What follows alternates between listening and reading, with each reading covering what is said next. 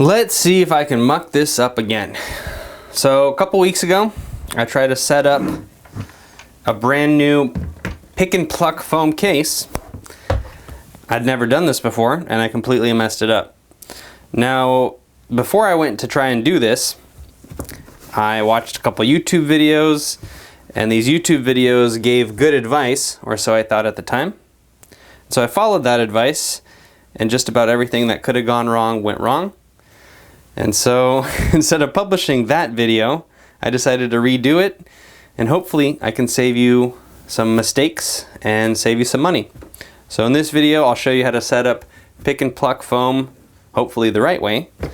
And I'll also tell you about some of the stuff that I learned along the way, like things to do and things not to do. Without further ado, let's hop to it. So just real quick, today I will be working with the Nanuk 933 case.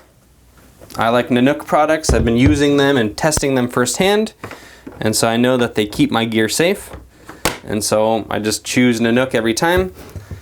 If you are going to set up a different case, no problem. It'll probably still work because Pick-N-Pluck foam, I believe, is all the same. What we're going to be protecting today is this underwater housing that's made by Aquatech. This is underwater housing that fits my Panasonic GH5 camera. And as you can see, there's a lot of reasons to protect this thing. First of all, it has this big, beautiful lens cover that's made out of glass that I don't want to scratch. And then on the back, you got some clear plastic. I don't really want to scratch that either, otherwise I won't be able to see my camera settings. So whereas before I used to keep this in kind of a crappy padded dive case, I'm going to seriously upgrade my safety game and hopefully set this thing up right so that my gear will be safe. And not only that, but I'm hoping that I can set it up in such a way that it'll be easier and faster to work from. And I'll show you exactly what I mean. Let me just cover the lens up so I don't scratch it in the setup process. So as you can see, this Aquatech Elite underwater housing has 4 beefy latches that you have to undo before you can slide your camera in or out. And unfortunately, because human beings only have 2 hands, there's no good way to do that while simultaneously holding your camera. So what ends up happening is I take the back off, then I have to rest this thing in my knees or somehow figure out a way to situate it so that I can slide the camera in or pull it out. Unfortunately, I don't like doing that because on this side, you have a very fragile lens, and there's just a lot of room for damaging that lens cover rather. So my idea for this Nanuk case is to arrange it in such a way that the underwater housing is situated just like this. So I could take my camera in, pull it out. I'm essentially doing it hands-free because this thing is safely resting in the case. And so that's the hope, that's the dream, and that's also what I'm shooting for in this video. So my previous attempt, I watched some videos and they recommended some tools, things like sewing pins, so that you can mark out what the object that you're trying to pull and pluck around. Some videos recommended chalk, and then other videos recommended like an X-Acto knife or a sharp knife to help separate the foam pieces. In theory, all of these tools sounded great. In practice, they didn't work great. I cut myself with the X-Acto knife, literally stabbed myself in the finger. The sewing pins were prickly, ended up pricking myself a couple times. And I also discovered that while it is helpful to use pins to identify your object, as soon as you lift the object out, I found myself second guessing my markings a lot. So the only tool you're gonna need for this, other than the case itself, is you're gonna need your fingers, and you're also gonna need some chalk. It doesn't have to be Crayola chalk, it could be any chalk. This is just what I had on hand, so that's what I'm sticking with. And you're gonna use chalk because chalk washes off, and it's also really easy to mark on this thing without really damaging anything or gunking it up. Because this case is bigger than my underwater housing, ideally I'm gonna be able to stick not just the housing in it, but also a couple lens ports, maybe some more accessories. And that's what I'm going to attempt to do in this video. We're going to do the underwater housing first because that's the most important piece of gear that we want to protect. And then if anything else fits, that's just a bonus. First, before you do any of this, you want to make sure that your gear actually fits in the case. So we're going to pull all the foam out.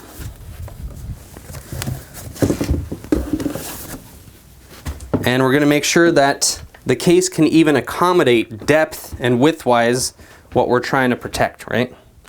Because if the shoe doesn't fit, why even put it on your foot?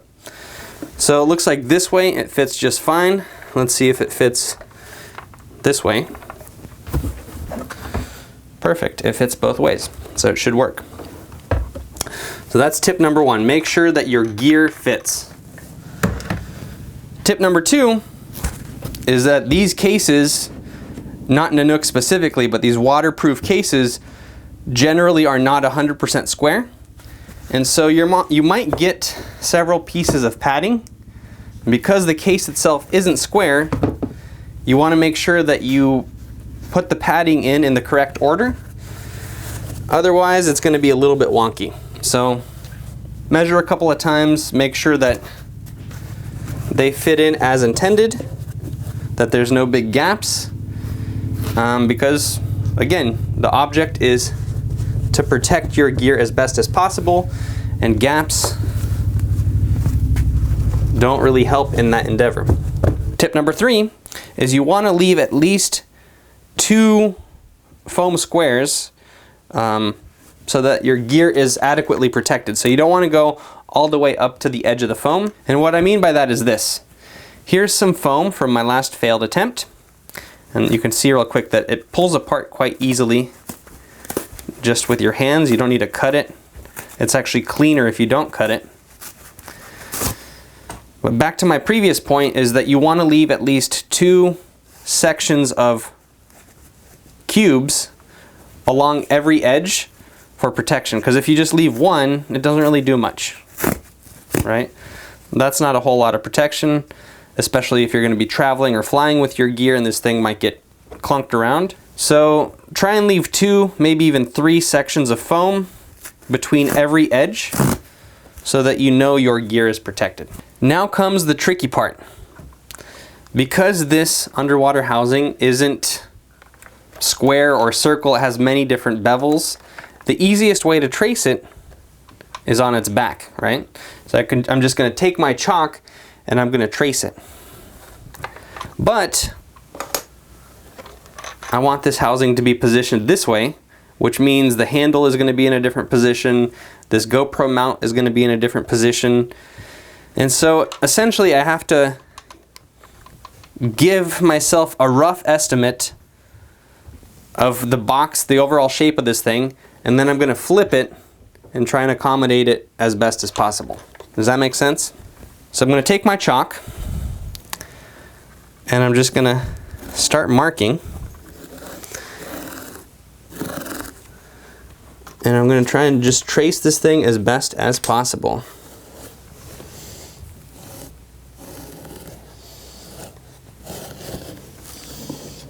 And this just gives me some rough guidelines of approximately how much foam I'm going to need to take out.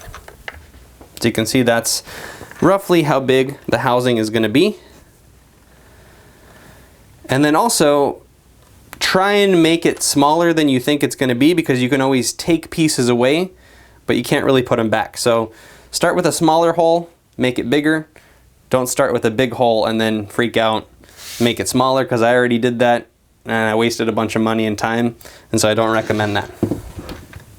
So now once you've traced your the shape of the object that you want to put in here, you're just going to take your fingers and just start pulling the foam apart. It's literally that simple. And the first time you're going to do this, it's going to be a little intimidating, but if you do it with confidence, it's going to be better, I promise, than if you do it without, so just go for it.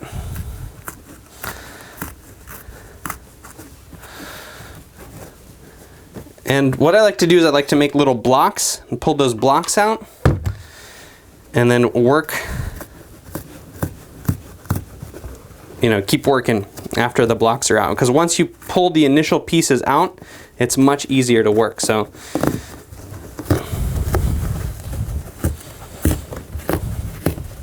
if that made no sense whatsoever, this is what I call a block.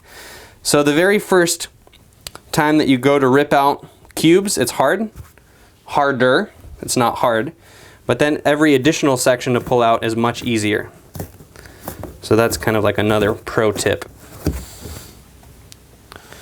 And then measure as many times as you need, because obviously the goal is to get your gear as safe as possible. So keep on going.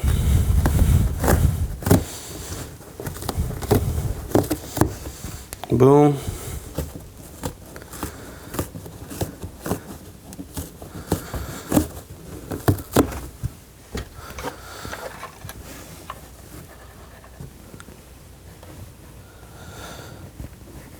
I'll go about there.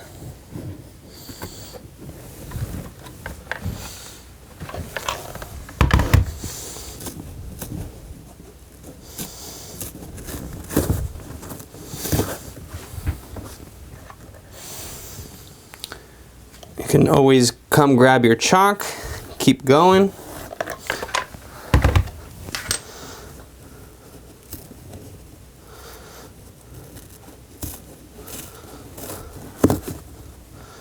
The foam actually pulls out really easily.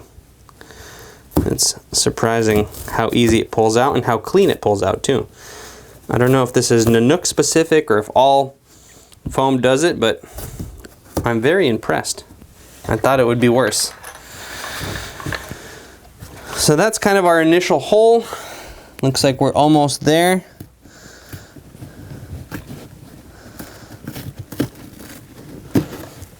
That's looking pretty good.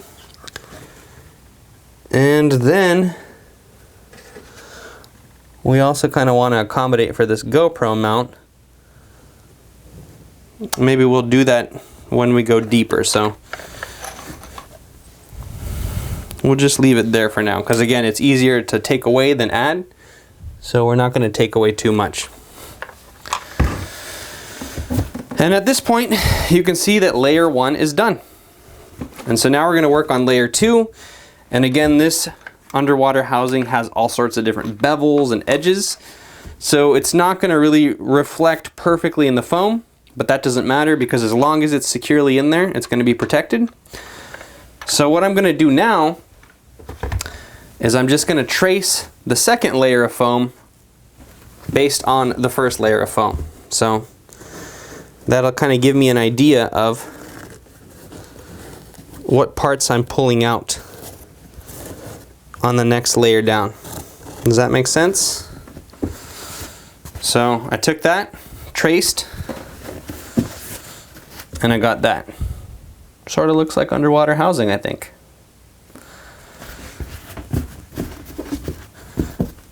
And then on that, again, I'm going to start pulling out my initial section, because everything after that point will be much, much easier.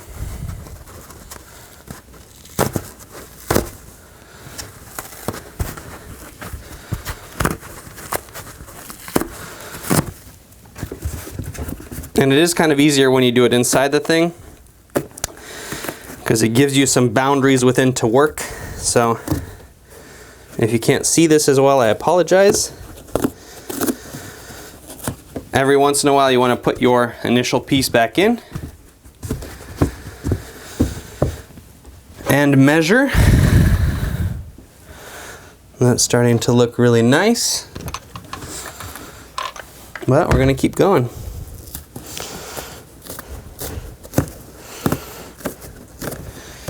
So then you're going to notice areas where the housing starts to rub. And you want to make note of those areas with your chalk, because that means you need to pull foam out from those places. Kind of right there, right there.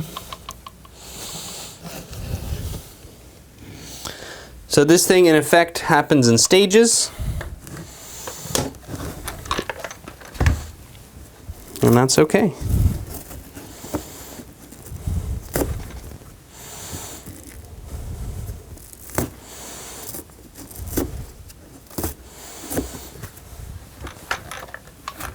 So you're going to go back and forth a lot. Each time your housing is going to fit a little bit better. And you're going to use your chalk to keep adding on. I don't really know what I want to do with that yet. Probably just want to make a box, because if I were to try and trace it with square by square, it probably would never last. So, official decision, box.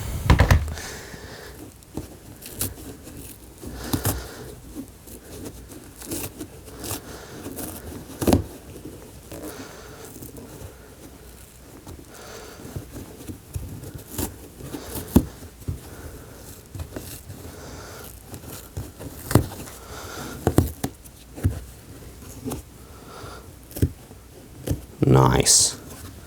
That's looking good. Alright, remeasure. Okay, so now we're ready to start marking the third layer. So as you can see, our two layers are starting to look like so. And there's a third layer of foam in there that we're going to put the other two on top, and we're going to mark with chalk to start pulling foam off the third layer. So we have our little chalk. Once again, we're going to mark. And this hole is going to be even smaller than the previous two because, like I said, you can always take away, but you can't add. So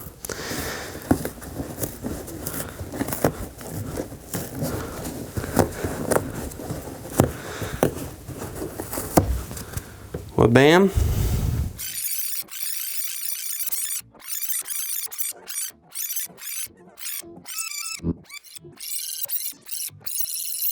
That looks about as perfect as I can get it. Now obviously this foam wasn't molded specifically for this thing. This is kind of like a round beveled piece of equipment, and this is square cubed foam.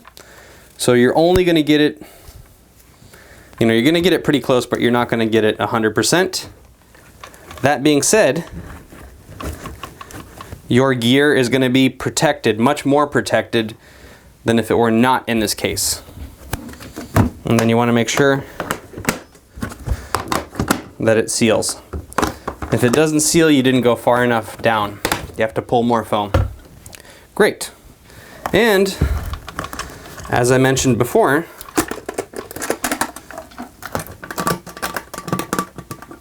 I'm going to have to test this out, of course, but in theory, now when I go to load my camera, I don't have to worry about scratching the front of this port, the front of this underwater housing. I could just load it in and out. And so I've in effect not only protected it in travel, but I've also protected it while I'm setting things up. That just tickles me. I love that. And I still have room to spare. I have all this area to work with. Now, Aquatech makes lots of different accessories for their underwater housing, and one of the things that they do is they make more different shaped lens ports so you can use different types of lens configurations when you're shooting underwater. And so I want to protect this lens port in here as well. Again, you want to make sure that there's at least 2 cubes of foam between every edge. So you want to leave at least that much there. You also want to leave at least that much there. Right? So you don't want to bring this thing right up to the edge. You want to leave yourself some room. Since I have lots of room to work with, then I might leave myself a little extra. And again, I'm going to come along with my chalk. And I'm going to draw a nice circle. And then I'm going to start pulling foam again.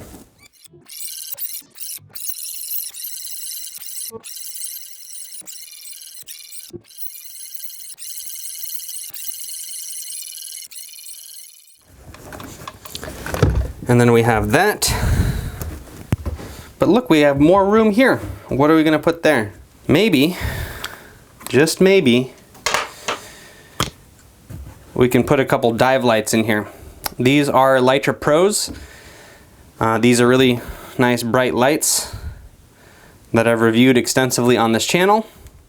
These are actually my favorite on-camera lights for land, sea, and air. I don't want to digress too much, but if you're interested in these, I'll link to them below. They're called Litro lights. And so I may end up putting 2 of them in here somehow so that they'll always be ready to go. This will kind of be like my go bag. But I'm not really sure about it yet, so I'm just going to leave that space blank until I'm 100% sure. The last thing that I want to show you before I sign off is Nanuk case specific, and this comes in the form of a lid organizer. So these cases will ship just with regular foam, and this foam protects from impact onto the lid, right? What if you want even more storage space for random cords and batteries, you know, lens covers, that kind of thing? Well, Nanuk has a solution for that. They have these totally nifty lid organizers. And so I went ahead and I just basically took the Velcro off of the lid that it comes with, and I stuck them to the lid. And now this thing just kind of inserts and secures with a couple of different screws. Just like so. Now because you're screwing metal into plastic, you don't want to over tighten these things because the screw will go through the lid, so you have to be a little bit careful. You know, just a little bit of torque, not too much.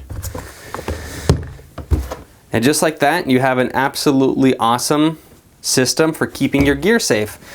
You know, this little lid organizer, maybe this is a better place for throwing a couple of my lights. You could throw some memory cards in here. You know, that kind of thing. Looks like maybe there's a slot for a laptop. And it still closes with all that stuff in there. And I'm going to take a wild guess and guess that you can still probably keep this foam in here for extra protection, and it'll still seal.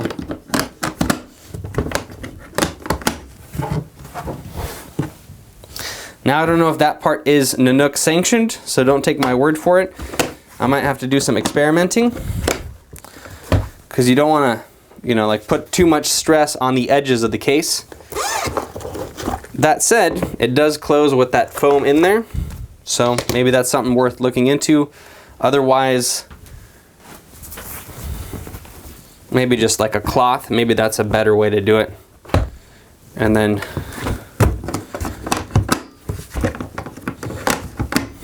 that seems to close a little bit better. All right, I think that's it. That's all. That's how you set up a brand new Pick-N-Pluck foam case. Thanks so much for watching. I hope this has been helpful. If you want to see more about Nanuk, I'll also link a couple videos below. I've done some pretty crazy stuff testing these things. I put a drone in one and threw it into the ocean. Then I put a DJI gimbal in another one of these and threw it off a really tall pier. And both times my gear was absolutely safe. No water damage whatsoever. And so, like I said at the very beginning, I've tested these things firsthand and I trust them. So now you know.